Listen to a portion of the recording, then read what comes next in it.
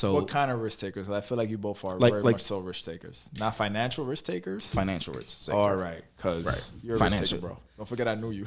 You're like 17. But for the record, it won't be a financial risk.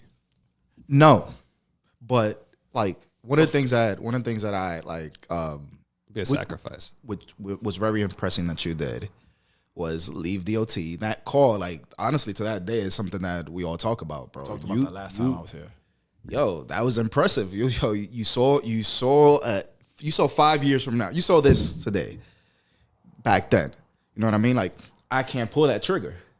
You know what I mean? Because I feel like I don't know. I've been accustomed to. I haven't gotten out of my comfort zone, meaning with change and stuff like that. Like I'm more of like, okay, consistent. Let's stay there. Like let's not mess up my habits and stay still. But that was impressive. You just say, yo, fuck it. You met people, and something else that stands out is that you were already kind of like preparing that when you were doing the meetups and you were like, that's what I'm saying. You were learning about and you were getting there. That's why for me, I don't see it as risk anymore. If there's tons of evidence, if there's tons of party planners and influencers that have done this before, I don't know if it's a risk anymore. So I think I try to remove that word like to be used. It's just prepare. Like that's all it is. Like we can if we ask 10 party planners, right? And we'd be like, yo, how much money did you make your first year? They're gonna tell you, oh, I did everything wrong. I'm gonna be like, yeah, blah, blah, blah. How much did you make? Okay. Oh, I only made like 10 grand, or maybe I made zero. All we got to do, honestly, is like we'll just do the average. Be like, okay, well, look, 10 of these people, like you spent this much, and they made this much, and it was a net 20 grand, or 50, or 10 grand, or zero, whatever, or lost 10 grand, and then we just reverse engineer from there. We'll be like, okay, how is Noemi gonna lose her job? Like, how can we substitute Noemi's job? And then we just engineer. Like it's just a math problem at that point. I will say we do make a good partner as far as like. She's the vision. She's the dreamer. I'm more like thinking of the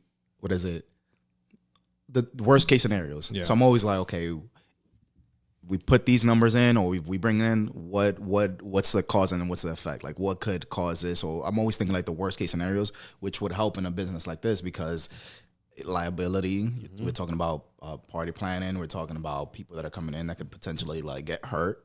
So those are stuff that she wouldn't think about at all. Like, what do you mean we need insurance?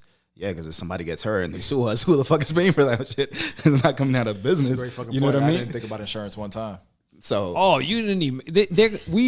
If Jeremy, let's say, does this, they're gonna have to double insure, even put extra insurance on their house. Because remember, when you get sued, you don't get sued. What happens is what is of the most value. That's what gets sued. So is it the house itself? I didn't know that. Is it the person? Is it what they own? Is it the insurance companies? That makes sense. Because they're trying to get the most money out. Yeah, it's not personal. Yeah, exactly. It's just business. Like where do we have